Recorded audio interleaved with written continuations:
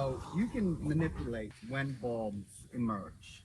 Like that's what greenhouses do. They're temperature controlled, Oh, that makes sense. and temperature drives all life cycles Sure. of plants. So they're like, okay, Easter's in March, we gotta have them ready early. Right. If it's in the middle of April, they hold them back, you know, and they keep the greenhouse cooler. And so it all it's money, right? It's one of the big benefits of planting bulbs is you can save a lot of money. So next spring, a pot this size will have a big daffodil or a big tulip. It'll be beautiful. It'll be $14.99, $13.99, somewhere in there. And the bulbs are really inexpensive compared to that. And the whole plant starts with one of these, just a tulip. So while I have this out, do you know how to tell what, right? So you're going to plant one of these in the ground. And I'll go over this a couple times. So this is the roots, okay? So tulips and daffodils have very similar shaped bulbs. Point up or something? I don't think I grabbed any daffodils, but okay. So I'll bring one over in a minute. But very simple. So it's a bulb. It's bulbous at the bottom. And that's the bottom of it. So I did bring, like, this is called a fritillaria. These are beautiful. And the bulb is a little more difficult to tell up from down. And we had these emerge in our parking lot after we graded. We don't even know where they came from. So that's a fritillaria bulb. So these are the roots. It's a little confused. They're coming out of the top. But that would be the downside. Oh, that would be very Okay. confusing. So it's a very logical thing. If you're not sure, come back and ask us. Yeah, But that would be confusing. like you can also see, like this is done. That would be confusing to a lay person. But then if you just step back and say, this has to be the bum, right? Because if you do it that way, it doesn't make sense. Because you can see like the root mass, right? So remember, this was in the ground somewhere else before they harvested it, wrapped it in tissue paper, a plastic bag, and shipped it off. So, but But most of the other bulbs, you got to point them at the top. yeah, so I'm going to plant an anemone today. You know the anemones, right? You should do some of these at your house. So this bulb got split. These are stunningly beautiful. And we bring them in every year. It has, How big is this flower? it's about 12 inch, like probably about 8-10 inches. Okay? So we have dozens of them come up around the nursery. They're really eye-catching. And you should try one of them. So now this is confusing because look at that. See the narrow part? Goes down. Okay? That's the roots. That is the root. Okay. Goes down. Okay? It almost looks like an onion. It does I look just said it very looks like much. a bottom of an onion. Yeah. Yeah. Okay, so and then you know tulips and daffodils come. Right. So it's really like for both of you or for our audience, if you want to you want to start small and start to get comfortable with them. And there's like magnificent designs you can create, but you want to fall before you walk a little bit. And so doing 40, that's a nice place to start, but you might want to just start, you know, with a smaller 12-pack or a 6-pack, or these are a 5-pack. So like I was saying, daffodil bulbs are very similar. It's very obvious what's down and what's up, right? Yes. So, and like for the longest time, it was the King Albert or the Gold Trumpet daffodils were the standard bearer. And they've been hybridized for generations now, you know, so there's hundreds of varieties to choose from. Those are You were daffodils? asking me a Oh, no, question it's just- earlier, though, about whether they will Replicate. right? And the higher quality ones like the Darwinian tulips, those will continue, the King Albert, but as you get into more and more that hybridized, they tend, like you have to take care of them, right? So that's really the take-home message today is how we're going to plant them. And if you prepare the soil properly and you fertilize them, they have the ability to come back every year. So now we're dealing with varmints also. So that may be something we have to pay attention to, like either with repellents or using resistant, like daffodils are resistant to deer. The rabbits do not touch them. Currently, tulips have been resistant to rabbits, but squirrels dig the bulbs up. That's my Right, issue, that's what is you're squirrel. Oh my finding. God, yeah. So we've used chicken wire, right, to protect the bulbs. So when, I'm going to make a bed over here, and I'll show you. There's a stage where you can just put chicken wire in. Now, if you're just doing 1, 1, 1, 1, you got to cut little pieces of chicken wire. It's more work than it is. So we have to find a way of protecting against that. And you know, like blood meal will deter them. Milorganite is a repellent. It's a bio waste that freaks out the fertilizer. varmints. What's that? It's a fertilizer too. And you use it as a fertilizer. Blood meal is also used as a fertilizer. Well, Blood meal. Sounds blood good. meal is just high. It's from blood, animal It blood, is. and it's high in nitrogen. Okay. You know, so when with fertilizing bulbs, you want to use a very soft fertilizer. So this is an organic 353. I bought that here once, and I'm wondering. I haven't used it yet, so now, you're going to buy tell some me. bulbs to go Yeah, with your fertilizer. I'm going to do that. So, and you would fertilize after planting. So Okay. we're going to actually plant some, and then we'll fertilize, and then you fertilize again when they're in bloom. Okay. Oh, Right. like not in the early spring before they Well, that's bloom? when they're blooming. So Yeah. you're going to fertilize now. So they're in a stage. So the life cycle on the fall bulb. And for fall bulbs, I mean primarily daffodils, tulips, okay? But all of the hyacinths, the crocus, they all have the same life cycle. Hi, pull up a chair. Crocuses are very small, and people plant them in their lawns frequently. Yes, to create a colorful lawn. Hi, Yes. welcome. Hi, thank So, you. yeah, we'll get you caught up, okay? So we're just kind of going over like the life cycle of the bulbs and how to tell up from down. Have you Okay. planted bulbs? I have. Okay, so you're knowledgeable. Not very. Okay. A lot of trial and error. But you know the basic, one of the most common mistakes is what's up, what's down. And we were showing fritillaria, very hard to tell up from down, but you're looking for the roots, like where the roots emerge from the bulb. Roots go down. This is an allium bulb, and it's like misshapen, right? Because the narrow part has the roots, goes down. Okay. So an allium are those really big globe flowers. I love them, and I planted a bunch of them this year, and for whatever reason, they didn't take in the particular area that I had them, so I want to try again for next year. Okay, well Yeah. try it again because you may have planted upside down. These were actually like, like Partially already grown? started. Yeah, Okay, so alright. I don't know if it was All right, like so maybe we like the eliminate lighting. that, Yeah. right? And just briefly, this is third time he's hearing it, Sorry. but it said no. It saves a lot of money, right? So when we Yeah. bring bulbs in next spring, Yeah. we sell them at like $13 for something this size, where you can plant a bulb for 50 cents. Okay. Exactly. And all right, so life cycle is in the fall. Right now, we're planting them, and they're going to start to grow roots. These are bulbs that were in the ground earlier. I just took them out when I planted some primrose. I hit them by mistake. I'm like, oh, cool.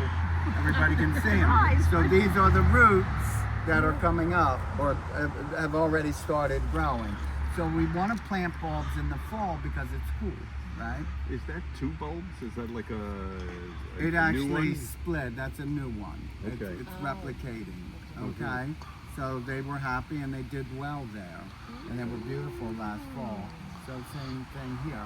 Because when I plant bulbs, I don't put two next to each other. Doesn't mean you can't. I was going to ask you that. Is that okay? Can Yeah. we do that? Yeah, no, Yeah. absolutely. So we're going to plant a garden, and there's really not right or wrong on that as long as you get them so they're going to grow, right? So you want to create a pattern, right? So you can do a pocket planting with like everything together, mix the different colors.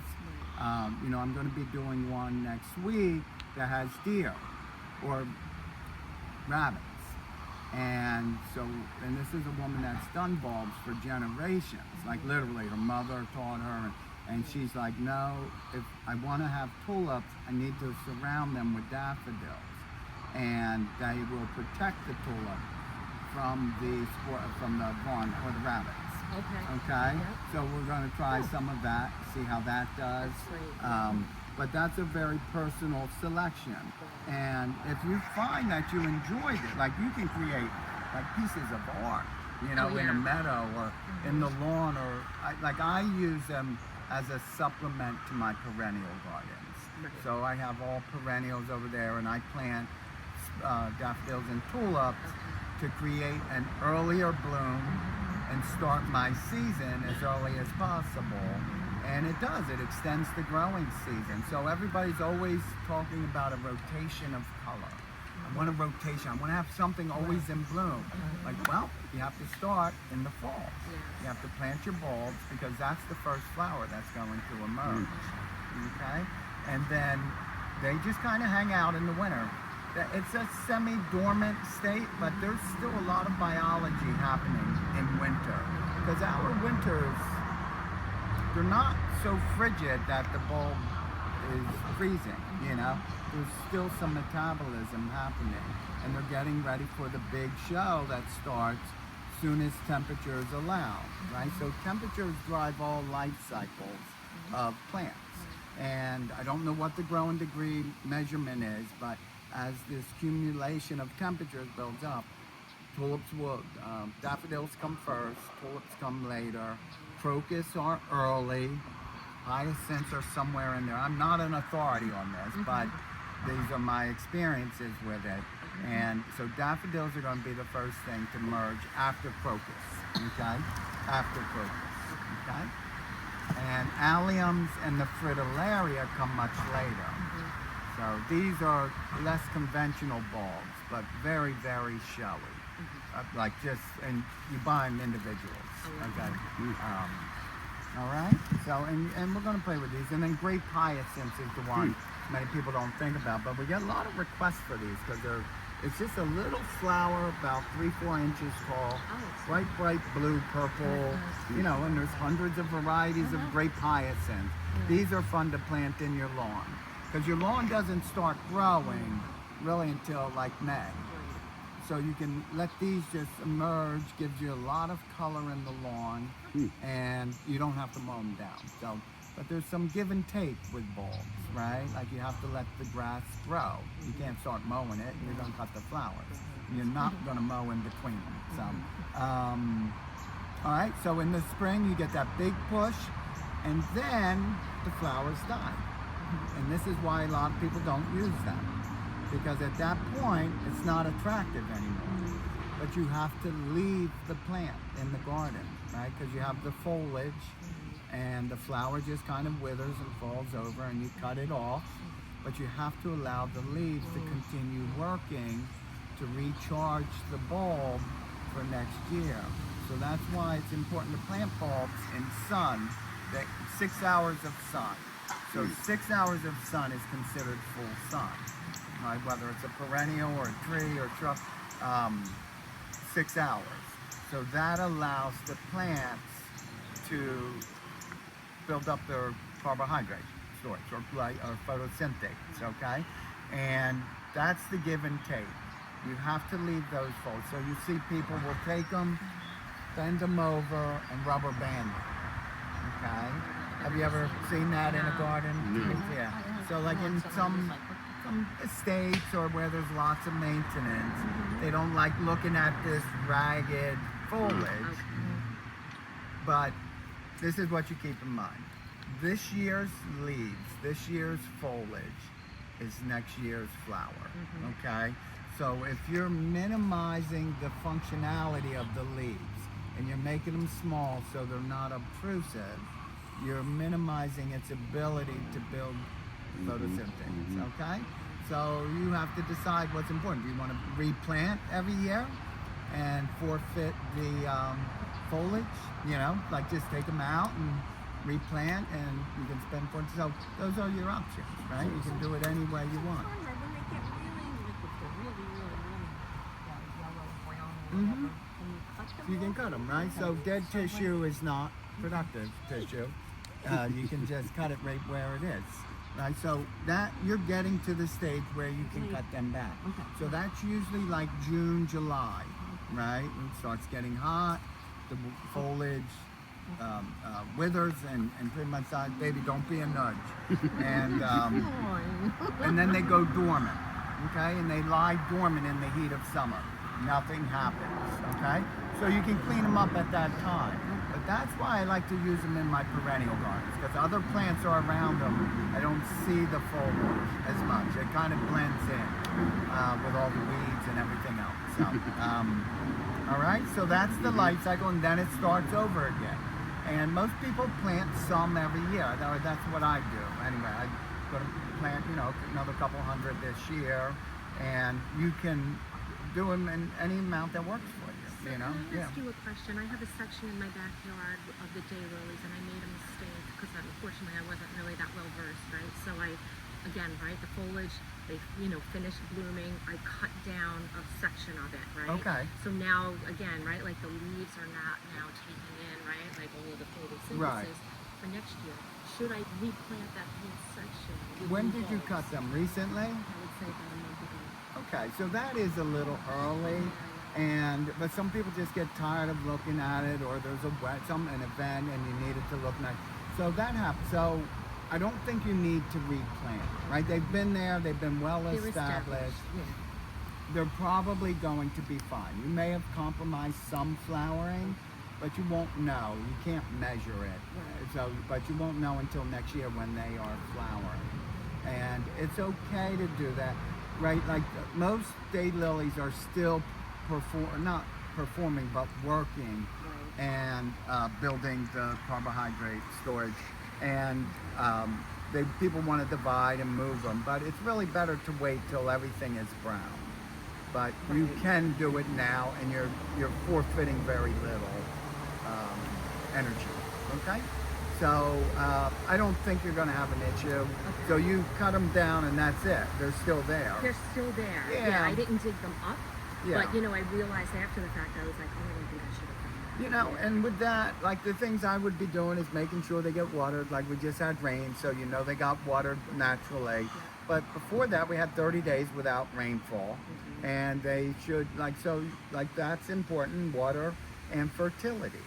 If you're fertilizing the plants to help, give them what they need to be healthy, right? See, I haven't been fertilizing because Yeah. they have been so established in that area Mhm. that, they're just like You don't doing need, that right? on their So, own. and that's a very common perception. Like, hey, they're healthy. I don't need to fertilize until some adversity, an insect, climate extreme. So the reason we fertilize is just to provide nutrients that they leach out. The nutrient cycle is not complete in our landscape. The debris isn't left to decompose and build up the organic matter. So we pick it up and put it on the curb or pay somebody to take it away. And so it's always a good idea to supplement fertility. That's why we advocate the organics, because it's low volume. You're not putting like high nitrogen on. You're just replacing nutrients that are needed and leach out. You're not fixing a problem. You're not fertilizing to get rid of insects or something. But like over the 35 years, fertility will save you money. I've seen it time and time again, where plants that did get fertilized on a regular basis, it's not every year. Right. It's really when you can, but we should recognize fertilization as a benefit, as a maintenance practice.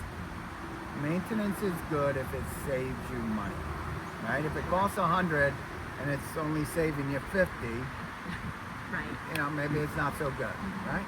So, and A those quick are question. decisions you You can make. mentioned daylilies.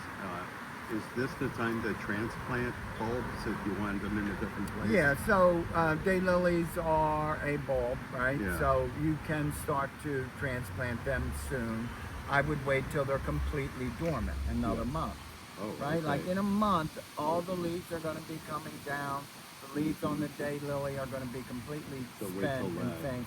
So Okay. wait till then. Like you can do very little harm when they're dormant. Yeah. Now, if you're out of time and there's a reason you have to do it now, you'll probably be fine. Okay. Okay? but you need to understand the life cycle Yeah. to make that decision, right? You wouldn't want to do it in June, right? You wouldn't want to do it in March. And you want to put them somewhere where you got at least 6 hours of sun. Yes, yeah, those are a full sun plant. So, okay. So, what other questions? So we talked about the life cycle. We talked about, saving money and how we use them. Like the catalogs have magnificent blends, they and do. so like it's good to look at those and get some inspiration. But it'd probably be a good idea, and we'll help you source them. I just can't buy 1,000 of every color and every type of flower. But if you know you're anticipating that, please let me help you with that, because we do use really good companies to get them in, right? So when you think tulips and daffodils, you're always thinking Holland, but they're really native to Central Asia, Really? the Himalayas and Iran and. But the climate in Holland is very similar. Right? You need cool temperatures and to propagate and to store and grow.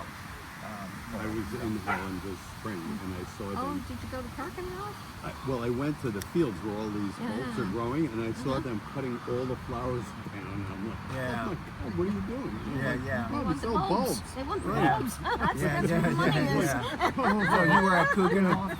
You were in Holland? Yeah, Yeah. I have a lot of family there, so I go Oh, there very with some frequency. But I see Netherlands Bulb Company. Yeah. Mhm. So I'm Dutch on one side, Okay. and I went when I was 15. I think it's why I got into it. Oh, Like it was Uh-huh. very, very inspiring. Yeah, When you see it's it. a great so. country. For a lot of reasons. So, I am very adamant about the basics in all plantings, right? So bulbs are just like any plant. They need good soil. They need to have 5% organic matter in the soil. One of the other big mistakes I see with bulbs is people will try to plant in very harsh conditions. So, like over here, the soil is very, very compacted. Just to give you an idea, I can't even get a shovel in here.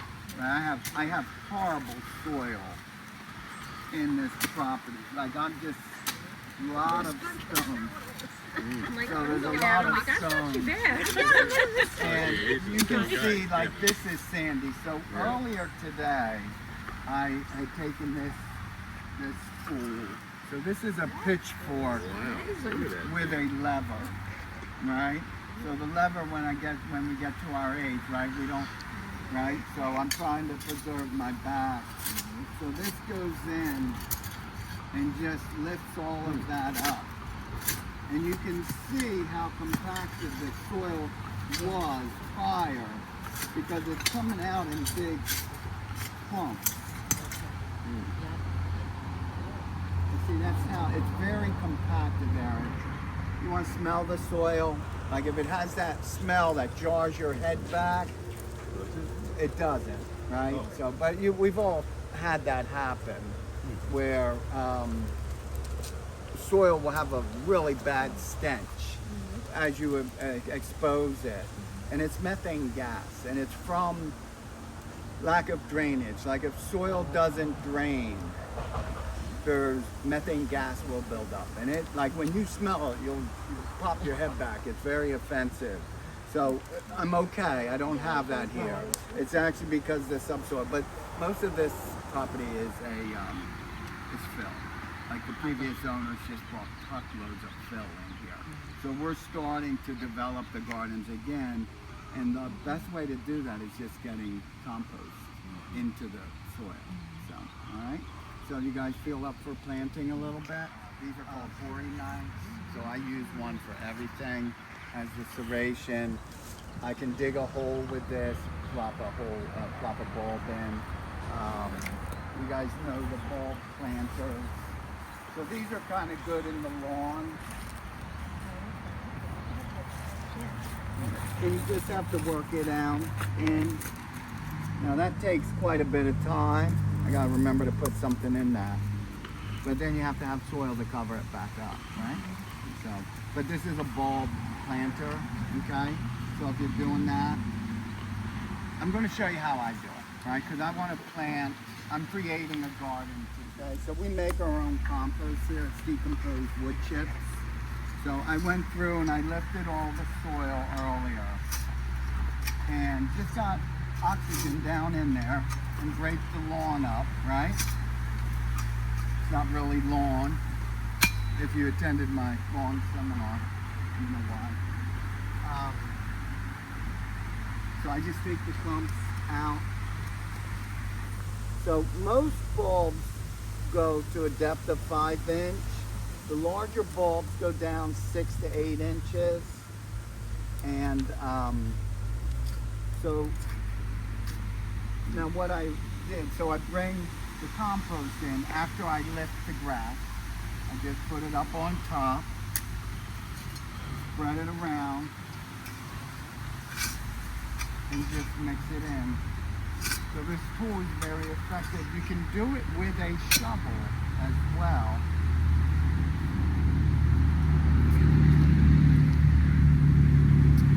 By just turning it over with a shovel.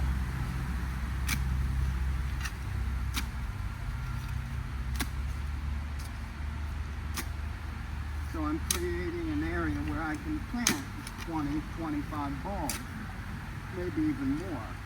And we can do a pattern if we want. We can mix colors if we want. So you have any questions on that? Like as far as preparation? By the way, the same thing you would do if you wanted to plant vegetables, make a new perennial garden, plant trees. Should always be mixing organic matter into the soil. So bulbs are no different than any other plant. They need that good soil to grow well, right? So you talked about organics in the soil. Can you put, we got a lot of leaves now, can we mix some leaves into the soil? Why not? Yeah. And it doesn't matter what kind of leaves, like I have a lot of oak leaves, and I think some are more acidic than others. They may be, But but they're naturalized here. Yeah. They're the leaves that provide organic matter in the woods. So anything that's growing here is only going to help, right? Okay. It's not a matter of acidity. Soil acidity usually takes care of itself. Like our soils are all Already acidic. acidic, You're yeah. not going to make it more acidic. I'm not. Okay. I mean, maybe pine needles, All right. but not to a point of toxicity. Okay. It will revert back to norm. Okay. good. Soils are pretty resilient. You know, they're an organism in their own right. You know, or an entity in their own right, and you know they have their own biology. That's kind of cool. So yeah. So these are the daffodils, and anybody feel creative? Yeah. Conrad, you're gonna get rid of all of this? Yeah, so I just take that out, right? So right now it's just an eyesore, but for what, you know, the purpose today. So we're going down 5 inches, and so that's 5 inches. Okay?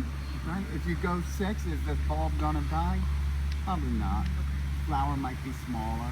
So you want to get as close to 5 inches, I right? always thought it was 6 inches. Me too. For Well, some reason that was. Always read it. So, right, so I check it because I have to remind myself each year. Could be 5, could be 6, you know? But And I that's don't the think it's case going to for make a all difference. bulbs? Say that? That's the case for all bulbs, 5 For or 6? daffodils and tulips. Oh, You know, so, yeah. and then the fritillaria was 8 inches, or 6 inches, I'm sorry.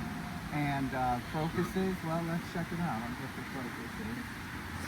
And, like the anemones are 8 inches. Hyacinths are 6. Crocus are 3. Oh, so it varies Tulips really are differently. 5. And daffodils are 6. Okay? So if you look at a daffodil bulb, it's a little taller than a tulip bulb, you know?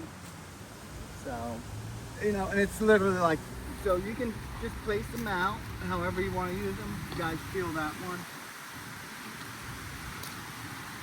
You think that's good? It's all mushy, right? Mushy. Yeah. Doesn't look so healthy either. Yeah. You got ripped off. Yeah. Somebody Oh, sold you a okay. bad Yep. bulb. Bring Well, that it's back to good to Decker's, know. right? Yeah, right back. You guys are really good. They're gonna make it right. So, So good. all right. So this is how I do it. I Did you just wanna go check it out? through. It's kind of random. Oh, wow. Yeah, I want a random pattern, and I go down to the 5 inches and put it down. Now it's the backfill also. So if I didn't go down deep enough, I just put a little more soil on top, right? And And do you compress the soil at all, or just I- leave it very loose? I leave it very loose, Okay, right? that's good to know too. And then as you water, and as it weathers, it'll settle in, and it may go down. So you want to get it down so the bulb's not sticking out after the first rainstorm. So that's why you want to get it down. I do these when I have no time, and I plant a lot of them every fall, and they all come up, and I don't get carried away on the depth. I don't get like neurotic about it. Some come in a little short, some come in a little tall. It's all about me getting done. I'm like, I gotta get done before the sun goes down. Yeah. And so I'm moving through it, kind of like what I'm showing you, I just wanna, but that's why I always prepare the soil before I go through, before I plant. Is So. it easier to use the shovel? Because that's actually what I use. But is it easier actually by using that than this, or it's really a My personal soil preference? is very bad here. If you have good soil, Okay. what If you it's more could do porous. is go through and dig down to about 5 inches, like the area you want to plant. Right. So let's say this is a ribbon planting, like it's just a narrow swale, right? But you may want to do an area that's like 3 foot by 4 foot, and that may work well for you because then you could lay the chicken wire over the bulbs to keep the squirrels out. Right, so you're going to plant the crocus or whatever bulb you decide. Do it in a pocket planting or a bouquet planting. Backfill chicken wire, secure, so that when they come to dig, it's going to deter them. Right? You want to let them see it. Right? And then when the flowers come up, you can take them. The flowers will grow through it, and you're not going to see it in the spring. So I have a couple customers that had success with that. All right, but like for you, that determines how you're going to plant, because you don't want to go cutting all different size chicken wire, right? Did I answer your question? You did, Yeah. thank you. So you can use the shovel, dig up the area you want to plant, put your bulbs out in the pattern.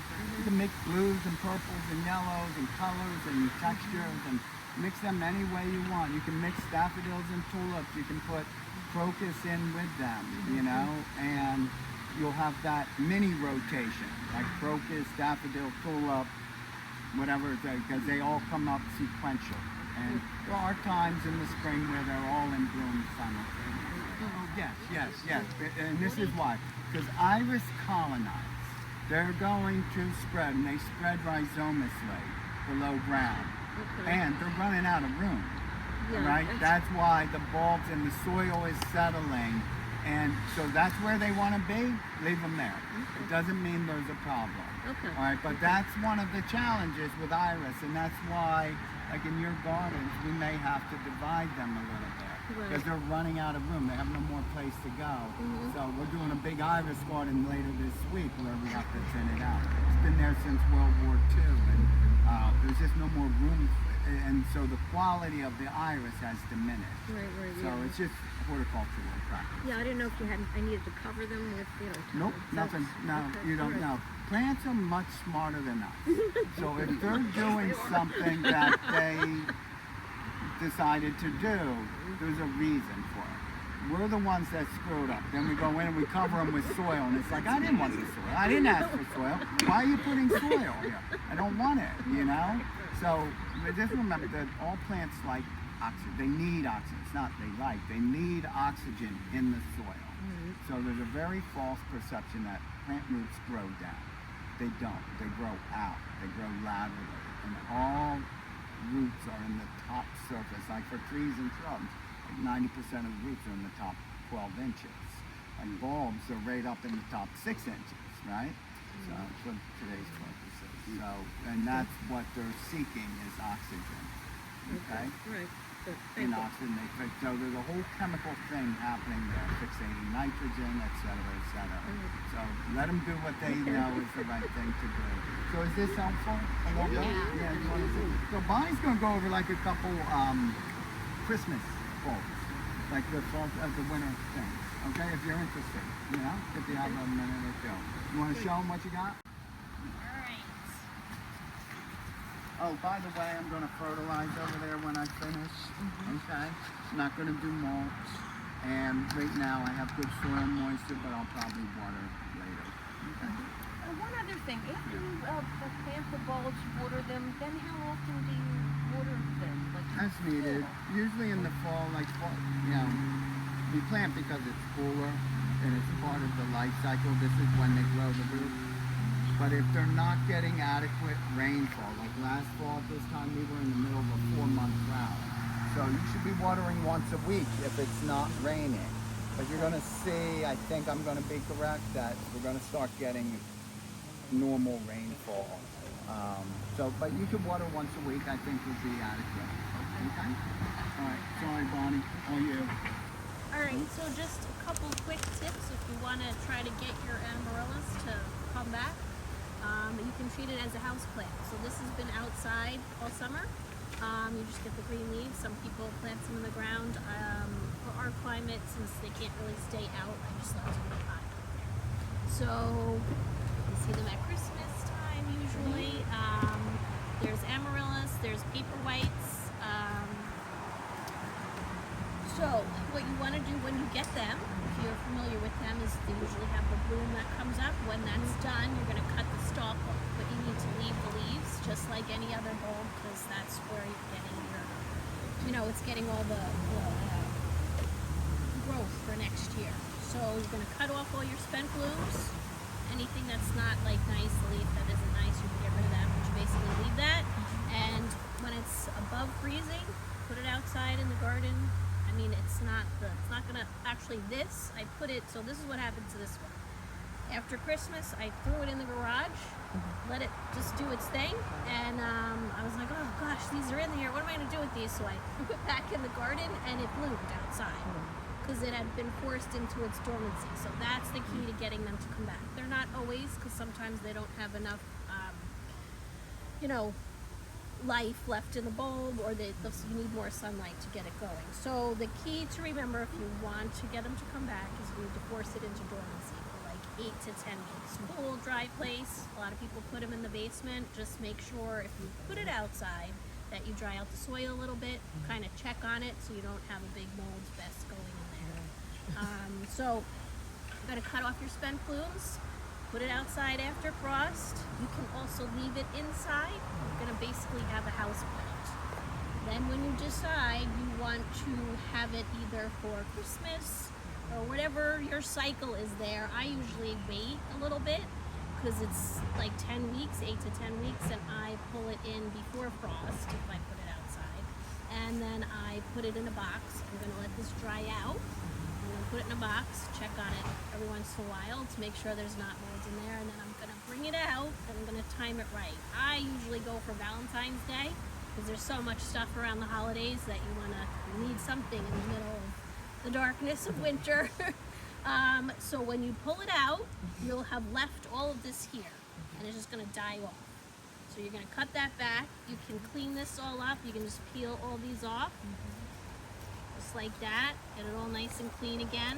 You can either choose at that time to repot it in fresh soil, or you can just take some off and just put some fresh soil in there. And then you're gonna bring it back out into the light.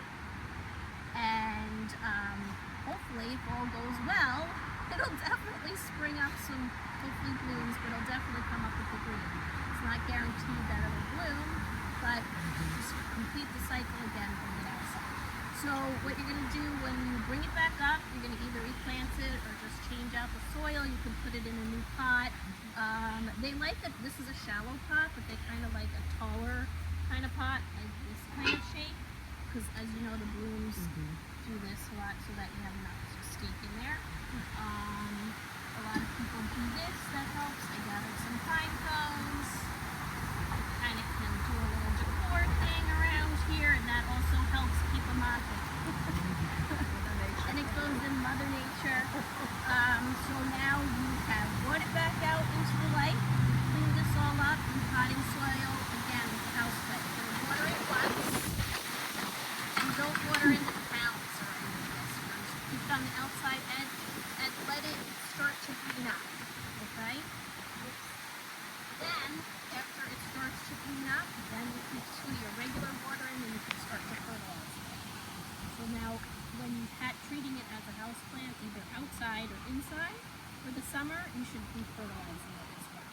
Your average house plant.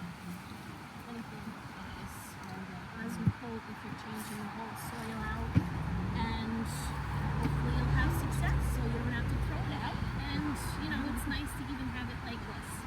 If you leave it inside, obviously you'll get these blemishes and stuff. So I've had some success. You can give it a try. It's a good thing to keep you busy in the winter. You still got your winter garden going. The paper whites is another thing that can be forced inside. They're already set to go, like the amaranth.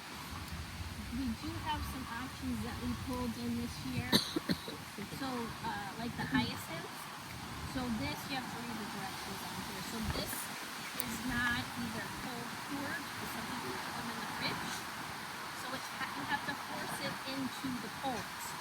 So it gets its cycle for blooming. So you have to wait 10 to 12 weeks on this guy in the dark, and then he will come out, whatever that is, February or so, unless they've been cold forced. You can purchase bulbs that have been cold forced, and that process is already done, like as if it were outside. And then you can just pop them in, and you can either grow an amaryllis either in water or in soil. If you grow it in water, if you're gonna, you should change it into soil after the season of the holiday that you have it there. And put it in the soil. Some people put moss on the top. Some people grow it in sand, which you can do in this kind of a container as well. Just if you're going to keep it for the next season, you should put it in the soil because it really needs to grow in order to get this happening again. Gets the sunlight in. So that was a little version of how to try to get these guys to come back. Does anybody have any questions at all? So when it's in the dormants, when you put it in the garage, do you water it? Nope, you just let it dry out, and then you let it go, and these will all wither away, and it'll just go to rest. And if you take it out and it's really like squishy, that it probably rotted inside, so you gotta toss that one, put it in compost or whatever. But usually they're pretty good, especially if you get the bigger bulbs. So they get sold by centimeters. So the bigger the bulb, the more blooms. That's what that means. Different varieties come in different sizes. So the biggest thing to remember is the dormancy period, like 10 weeks is basically it. So if you want to pull it in September, you kind of plan accordingly, but you got to put it in the dark. And just check on it once or twice just to make sure there's nothing crazy going in your box or whatever you put it in. And these are just some stuff that we have inside for the winter gardening, water, checking to make sure we're not overwatering. There's some little tools. We have this fancy little potting mat where you roll it out, it snaps together, you can put it on your dining room table so you don't get soil all over the place. Grow lights. You don't have enough light in your house and from your windows, you can always just put a grow light in your pot, and that will keep a lot of house plants alive as well.